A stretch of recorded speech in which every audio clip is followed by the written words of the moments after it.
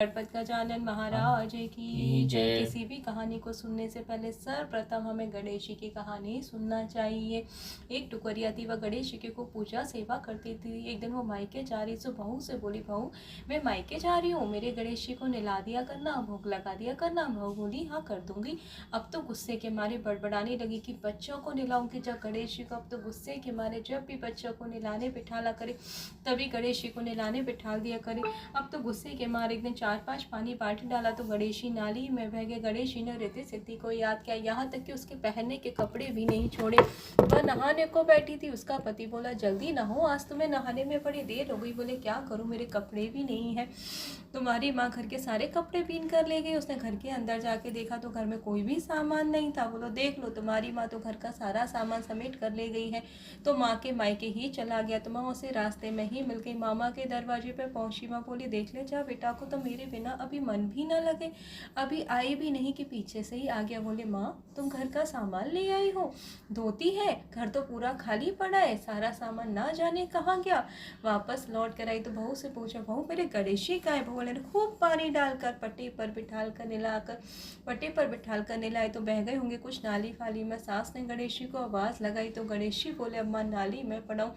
तो अम्मा बोली देख ले, तेरी सेवा करत करत सारा जीवन है क्यों, तैने मुझको दर्शन नहीं दिए। जब भूख की वजह से मुझे दर्शन तो भी हो गए। गणेश जी पास अम्मा के घर में जैसा था वैसा सामान हो गया। गणेश जी महाराज ने अम्मा को दर्शन जैसी कहानी कहने वाले सुनने वाले सब पर अपनी कृपा करना। बोलिए गणपत गजानन महाराज की जय। अथ सी बृहस्पतिवार व्रत कथा। भारतवर्ष में एक प्रतापी और दानी राजा राज्य करता था। वह नित्य गरीबों और ब्राह्मणों की सहायता करता था। यह बात उसकी रानी को अच्छी नहीं लगती थी। वह ना तो गरीबों को दान देती थी, ना ही भगवान का पूजन करती थी, और राजा को भी दान देने से मना किया करती थी। एक दिन राजा शिकार खेलने वन को गए हुए थे तो रानी महल में अकेली थी। उसी समय बृहस्पति देव साधु के भेष में राजा के महल में भिक्षा के लिए गए और भिक्षा मांगी तो रानी ने भिक्षा देने से इनकार कर दिया और कहा, हे साधु महाराज, मैं तो दान पुण्य से तंग आ गई हूँ। मेरा पति सारा धन लुटाता रहता है, मेरी इच्छा है कि हमारा धन नष्ट हो जाए, फिर ना रहेगा बांस ना बजेगी बांसुरी। साधु ने कहा, देवी तुम तो बड़े ही विचित्र हो। धन संतान तो सभी चाहते हैं, पुत्र और लक्ष्मी तो पापी के घर भी होना चाहिए। यदि तुम्हारे पास अधिक धन है तो भूखों को भोजन दो, प्यासों के लिए प्याऊ लगवाओ, मुसाफिरों के लिए धर्मशालाएं खुलवाओ। जो निर्धन अपनी कुंवारी कन्याओं का विवाह नहीं करा सकते हैं उनका विवाह करा दो। ऐसे और भी कई काम है जिनके करने से तुम्हारा यश परलोक में फैलेगा। परंतु रानी पर उपदेश का कोई प्रभाव ना पड़ा। वह बोली, महाराज आप मुझे कुछ ना समझाइए, मैं ऐसा धन नहीं चाहती जो हर जगह बांटती फिरूं। साधु ने उत्तर दिया, दीदी तुम्हारी ऐसी इच्छा है तो तथास्तु। तुम ऐसा करना कि बृहस्पतिवार को घर लीप कर पीली मिट्टी से अपना सिर धोकर स्नान करना, भट्टी चढ़ाकर कपड़े धोना। ऐसा करने से आपका सारा धन नष्ट हो जाएगा। इतना कहकर वह साधु महाराज वहां से आलोप हो गए। साधु के अनुसार कई बातों को पूरा करते हुए केवल 3 ही बृहस्पतिवार बीते थे कि उसकी समस्त धन संपत्ति नष्ट हो गई। भोजन के लिए भी राजा का परिवार तरसने लगा। तब एक दिन राजा जी ने रानी से बोला, हे रानी तुम यहीं रहो, मैं दूसरे देश को जाता हूँ, क्योंकि यहाँ पर सभी लोग मुझे जानते, इसलिए मैं कोई छोटा कार्य नहीं कर सकता। ऐसा कहकर राजा परदेश को चला गया। वह जंगल से लकड़ी काट कर लाता और शहर में बेचता अपना जीवन व्यतीत करने लगा। इधर राजा के परदेश जाते ही रानी और दासी दुखी रहने लगे। एक बार जब रानी और दासी को 7 दिन तक बिना भोजन के रहना पड़ा तो रानी ने अपनी दासी से कहा, हे दासी, पासी के नगर में मेरी बहन रहती है, बड़ी ही धनवान है, तू उसके पास जा और कुछ ले आ ताकि थोड़ी बहुत गुजर बसर हो जाए। दासी रानी की बहन के पास गई। उस दिन गुरुवार था और रानी की बहन उस समय बृहस्पतिवार का व्रत कथा सुन रही थी। दासी ने रानी की बहन को अपनी रानी का संदेश दिया, लेकिन रानी की बड़ी बहन ने कोई उत्तर नहीं दिया। जब दासी को रानी की बहन से कोई उत्तर नहीं मिला तो बहुत दुखी हुई और उसे क्रोध भी आया। दासी ने वापस आकर रानी को सारी बात बता दी। सुनकर रानी ने अपने भाग्य को कोसा। उधर रानी की बहन ने सोचा कि मेरी बहन की दासी आई थी परंतु मैं उससे कुछ नहीं बोली, इससे वह बहुत दुखी हुई होगी।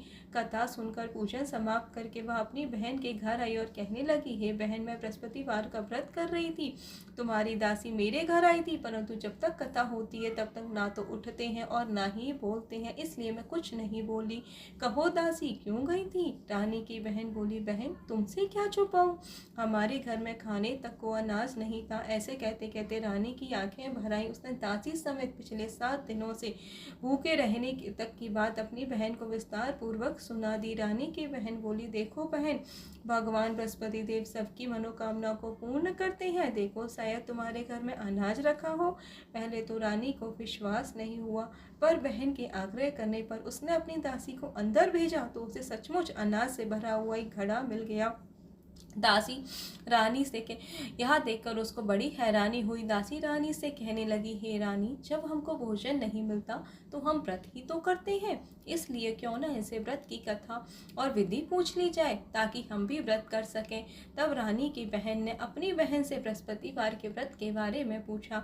उसकी बहन ने बताया, बृहस्पतिवार के व्रत में चने की दाल और मुनक्का से भगवान विष्णु का केले की जड़ में पूजन करें तथा दीपक जलाएं, व्रत कथा सुने और पीला भोजन ही करें।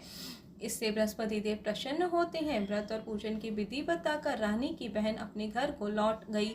7 दिन के बाद जब दोबारा गुरुवार का दिन आया तो रानी और दासी ने व्रत रखा। गुड़साल में जाकर चना और गुड़ लेकर आई, फिर उससे केले की जड़ तथा विष्णु भगवान का पूजन किया। अब पीला भोजन कहाँ से आवे, इस बात को लेकर बहुत दुखी थे। चूंकि उन्होंने व्रत रखा था इसलिए बृहस्पति देव उनसे प्रसन्न थे, इसलिए वे एक साधारण व्यक्ति का रूप धारण करके 2 थालों में सुंदर पीला भोजन दासी को दे गए। भोजन पाकर दासी प्रसन्न हुई, फिर रानी के साथ मिलकर भोजन ग्रहण किया। उसके बाद वे सभी गुरुवार का व्रत और पूजन करने लगी। बृहस्पति भगवान की कृपा से उनके पास फिर से धन संपत्ति आ गई, परंतु रानी फिर से पहले की तरह आलस्य करने लगी। तब दासी बोली, देखो रानी, तुम पहले भी इसी प्रकार आलस्य करती थी, तुम्हें धन रखने में कष्ट होता था, इस कारण सभी धन नष्ट हो गया, और अब जब भगवान बृहस्पति की कृपा से धन मिला है तो तुम्हें फिर से आलस्य होता है। रानी को समझाते हुए दासी कहती है कि बड़ी मुसीबतों के बाद हमने यह धन पाया है, इसलिए हमें दान पुण्य करना चाहिए, भूखों मनुष्यों को भोजन कराना चाहिए, धन को शुभ कार्यों में खर्च करना चाहिए, जिससे तुम्हारे कुल का यश बढ़ेगा, स्वर्ग की प्राप्ति होगी और पितृ प्रसन्न होंगे। दासी की बात मानकर रानी अपना धन शुभ कार्यों में खर्च करने लगी, जिससे पूरे नगर में उसका यश फैलने लगा। बृहस्पतिवार व्रत कथा के बाद श्रद्धा के साथ आरती की जानी चाहिए, उसके बाद प्रसाद बांटकर उसे ग्रहण करना चाहिए। बृहस्पतिवार की द्वितीय कथा। एक दिन राजा दुखी होकर जंगल में एक पेड़ के नीचे आसन जमा कर बैठ गया। वह अपनी दासी को अपनी दशा को याद करके व्याकुल होने लगा। बृहस्पतिवार का दिन था। एकाएक उसने देखा कि निर्जन वन में एक साधु प्रकट हुए।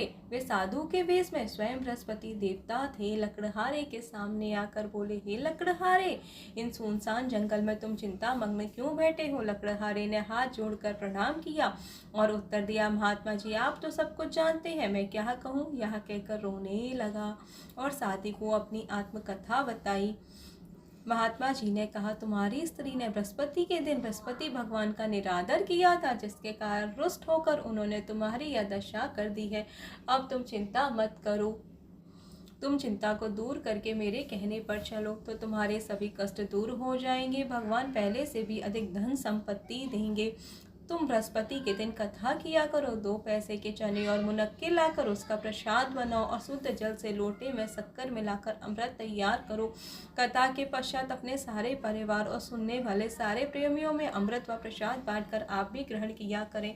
ऐसा करने से भगवान तुम्हारी सभी मनोकामनाएं पूरी करेंगे। साधु के वैसे वचन सुनकर लकड़हारा बोला, हे प्रभु, मुझे लकड़ी बेचकर इतना पैसा नहीं मिलता जिससे मैं भोजन के उपरांत कुछ बचा सकूं। मैंने रात्रि में अपनी स्त्री को व्याकुल देखा है, मेरे पास कुछ भी नहीं है जिससे मैं उसकी खबर मंगा सकूं। साधु ने कहा, हे लकड़हारे, तुम किसी बात की चिंता को मत करो। बृहस्पति के दिन तुम रोजाना की तरह लकड़ियां लेकर शहर को जाओ। तुमको रोज से दुगना धन प्राप्त होगा, जिससे तुम भली भांति भोजन कर लोगे और बृहस्पति देव की पूजा का सामान भी आ जाएगा। इतना कहकर साधु अंतर ध्यान हो गया। धीरे धीरे समय व्यतीत होने पर फिर वही बृहस्पतिवार का दिन आया।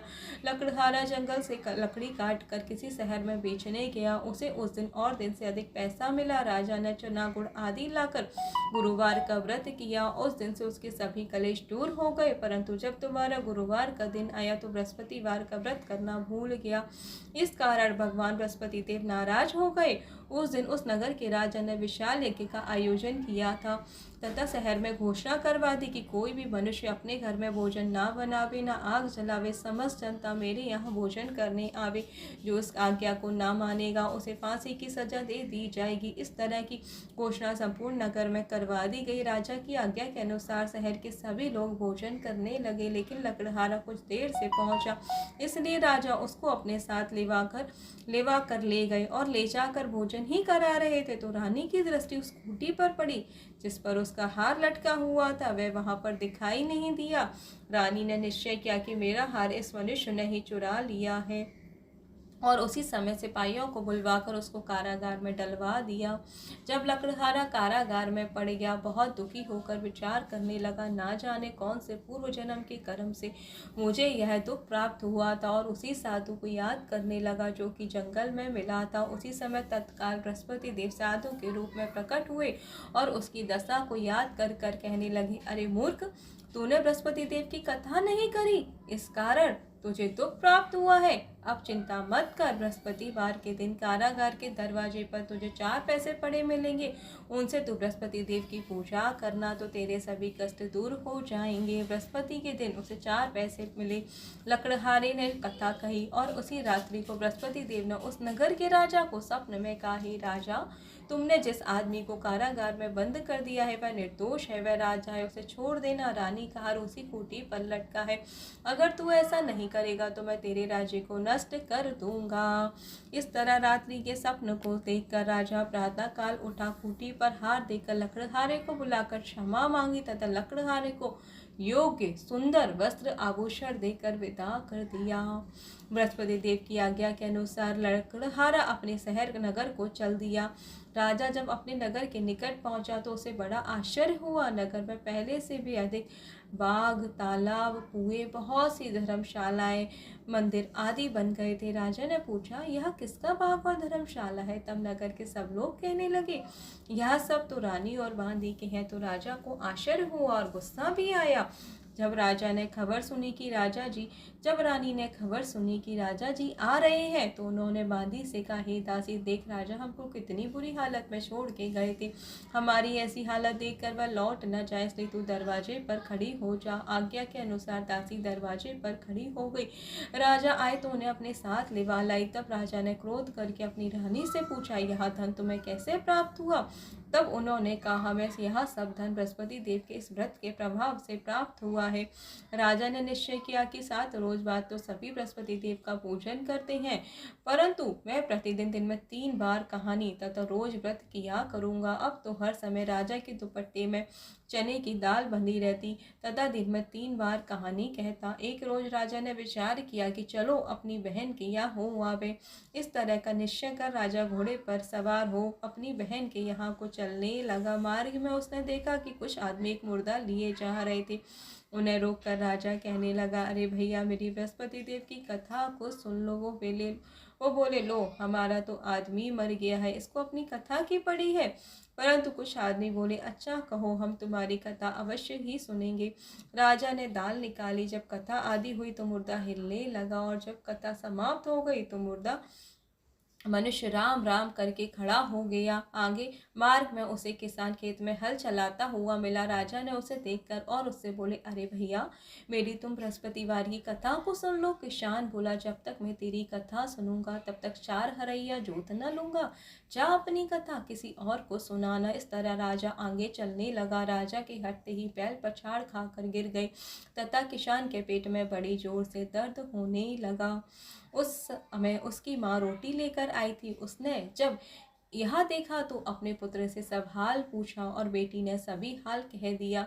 तो बुढ़िया दौड़ी दौड़ी उस घुड़सवार के पास गई और उससे बोली कि मैं तेरी कथा सुनूंगी, तू अपनी कथा मेरे खेत पर चलकर ही कहना। राजा ने बुढ़िया के खेत पर जाकर कथा कही, जिसके सुनते ही बैल उठ खड़े हो गए और किसान के पेट का दर्द भी बंद हो गया।